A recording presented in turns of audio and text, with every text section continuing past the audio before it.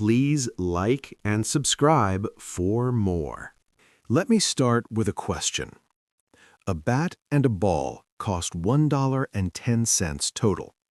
The bat costs $1 more than the ball. How much does the ball cost? If you said 10 cents, you're wrong. The right answer is 5 cents. Don't worry, most people get it wrong, including smart people. Why? Because your brain took a shortcut. It gave you a fast answer that felt right, but it wasn't right.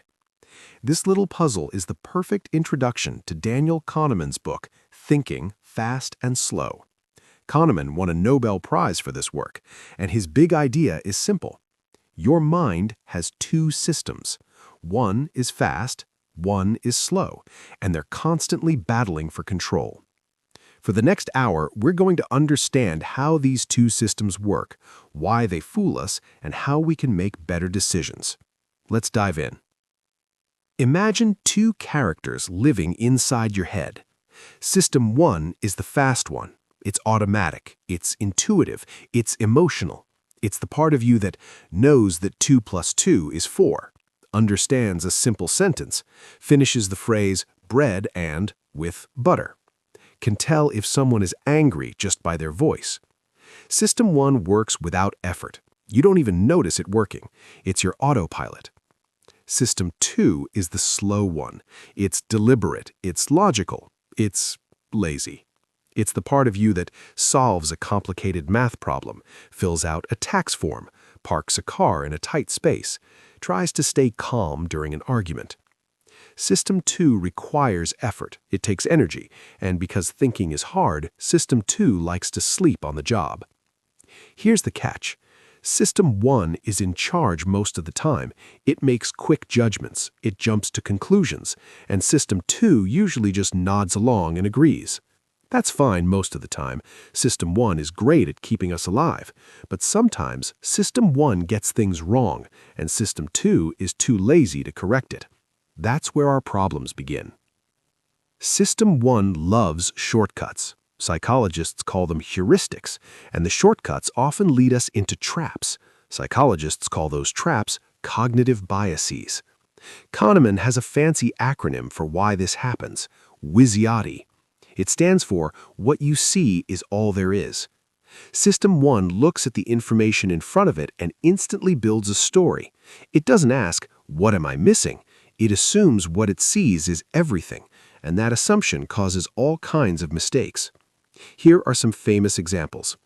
The anchoring effect. If I ask you, was Gandhi more than 114 years old when he died?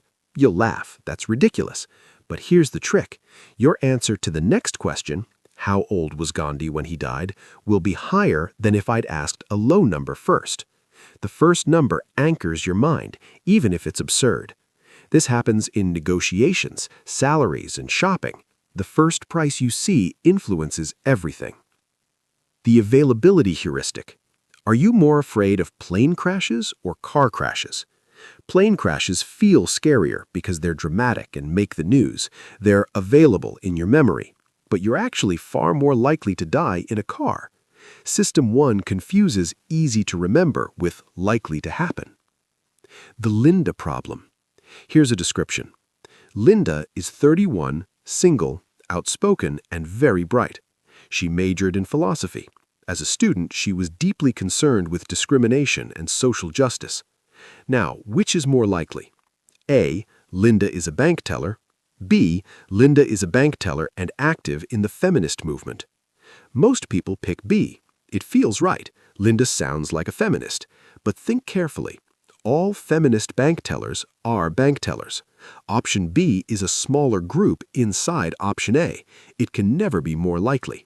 This is a basic logic rule, and most people miss it because System 1 prefers a good story over cold facts.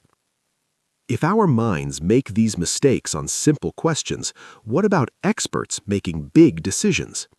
Kahneman says experts are often overconfident. Why? Because of something called hindsight bias. After something happens, we look back and think, I knew it all along. It feels obvious in hindsight, but that feeling is an illusion. It makes us think we're better at predicting the future than we really are. Take stock market experts. Studies show that most fund managers don't beat the market over time. Their success is mostly luck, but we call them geniuses when they get lucky, and we forget about the ones who failed. So when can you trust expert intuition? Kahneman says two things are needed. The environment must be predictable and regular, and the expert must have had lots of practice with immediate feedback. A firefighter knows when a floor is about to collapse because they've seen it hundreds of times. That's trained intuition. A stock picker predicting next year's market? Not so much. This leads to the planning fallacy. We constantly underestimate how long things will take, how much they'll cost, and how much we'll benefit. We look at our own plan and ignore how long similar projects took for everyone else. The solution? Ask the outside view. How long did this actually take for other people? This section earned Kahneman's Nobel Prize. Traditional economics assumes people are rational. If you gain $100 and lose $100, they should feel equally happy and sad, right? Wrong. Loss aversion is the most powerful idea here. Losing $100 hurts about twice as much as gaining $100 feels good. We're wired to avoid losses. This explains so much irrational behavior. People hold on to losing stocks because selling would mean admitting a loss. Home sellers refuse to lower prices even when the market drops. Gamblers chase their losses, trying to break even. This also creates the endowment effect. Once we own something, we value it more. In experiments, people given a coffee mug demanded much more money to sell it than people without a mug were willing to pay to buy it. Just owning it changed its value. And then there's framing. Tell patients a surgery has a 90% survival rate, and most agree to it. Tell them it has a 10% mortality rate, and most refuse. Same facts, different frame. Because we avoid loss, we reject the frame that highlights what we might lose. Finally, Kahneman introduces a profound idea. You have two selves.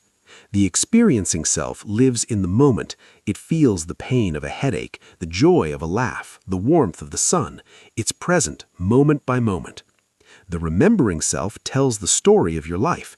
It keeps score. It makes memories. And here's the shocker. The remembering self doesn't accurately average your experiences.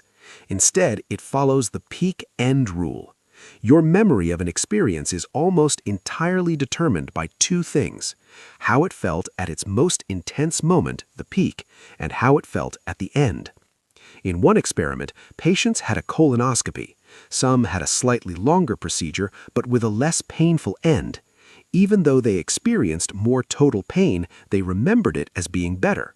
Why? Because the end was less painful. This creates a conflict. Do we live for the moment, or do we live for the memory? When you plan a vacation, you're mostly serving your remembering self. You want great memories and photos, even if the actual trip involves stress, crowds, and sunburn. Which self should you listen to? Kahneman doesn't give a simple answer, but just knowing they exist changes how you think about happiness and choice. So, let's bring it all together. Daniel Kahneman gave us a map of the mind.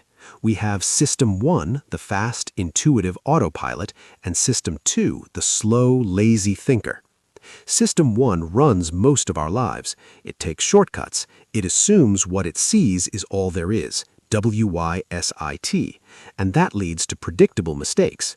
Anchoring on first numbers, availability confusing easy memories with likely events, the conjunction fallacy preferring a good story over logic, overconfidence and the planning fallacy, loss aversion making losses hurt twice as much as gains, the peak-end rule letting our remembering self rewrite history. The point isn't to feel bad about your brain, it's to understand it.